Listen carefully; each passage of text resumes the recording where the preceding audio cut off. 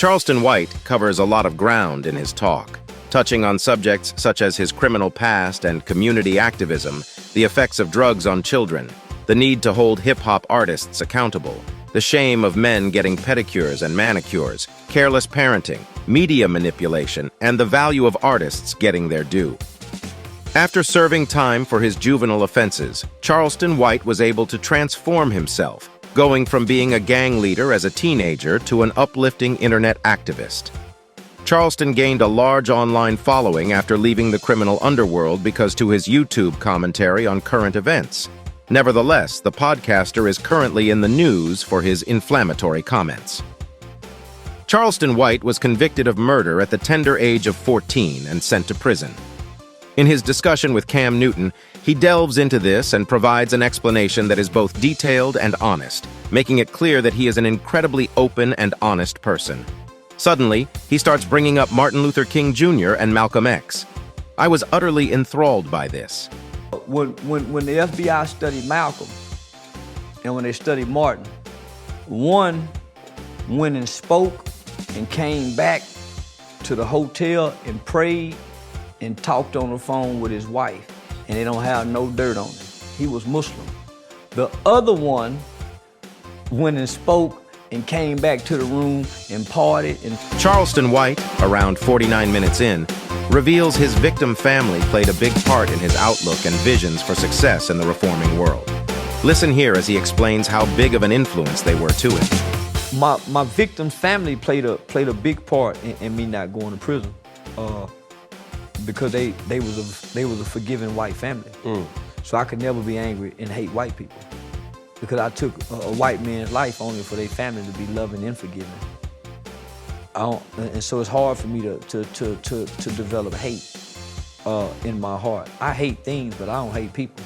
Close to 2 hours in Cam, Newton goes into a detailed discussion about entrepreneurship and the black person's lack of opportunity.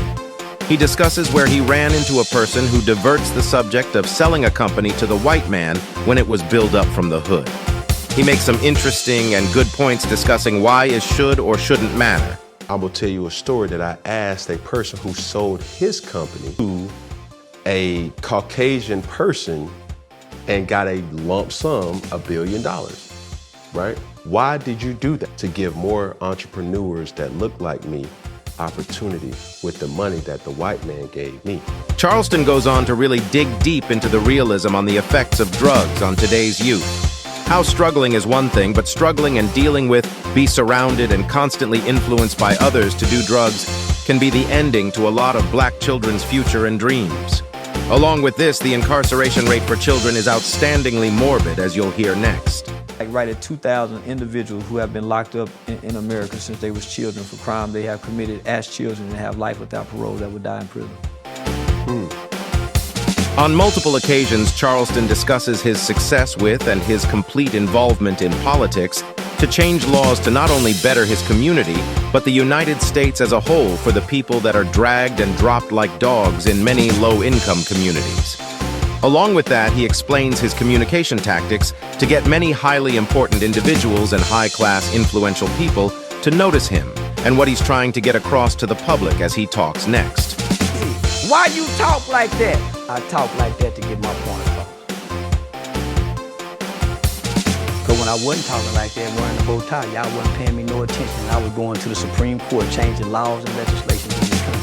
He then talks deeply about becoming a father and how he was never taught the difference between a good dad and a bad dad.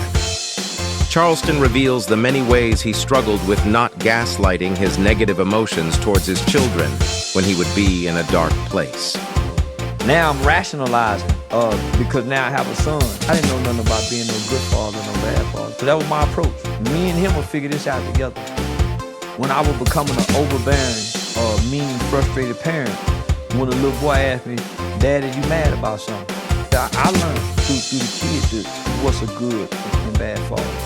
Not only does Charleston call Deion Sanders out for his jump for the white man's bag, but he goes on to talk about how he's dishonoring his own people, telling Cameron Newton that not him nor many others would ever follow or fully trust a man of his community like Deion's that can't back or stand by this own, though agreeing he would make the same choice if put in his shoes.